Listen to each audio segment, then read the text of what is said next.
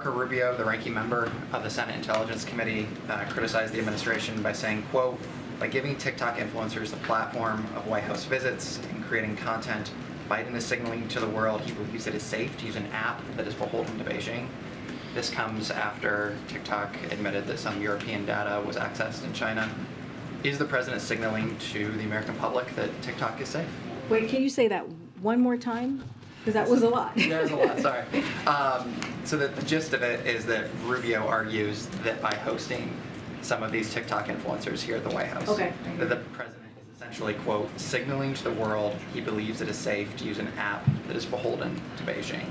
My question is, does the president see it that way? Is he signaling anything about this application? So just to be very mindful here, not going to comment on TikTok while the Committee on Foreign Investment in the United States, as you all know, review is ongoing to address concerns posed by the app. So generally speaking, the Biden administration is focused on the challenge of certain countries, right, which is including China, as you just mentioned to me, seeking for leverage digital technologies and Americans' data in ways that's presently unacceptable and is not safe for our national security. It's at risk, puts our national security at risk. So, look, we are taking the steps that we can to address this challenge.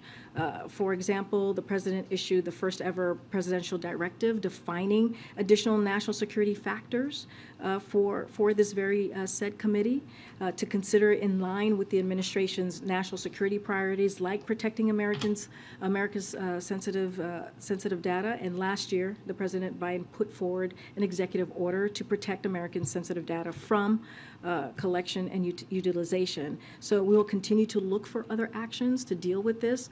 And again, I don't want to get too far into it, but I can lay out what the president has done. There's a risk, and that review is ongoing.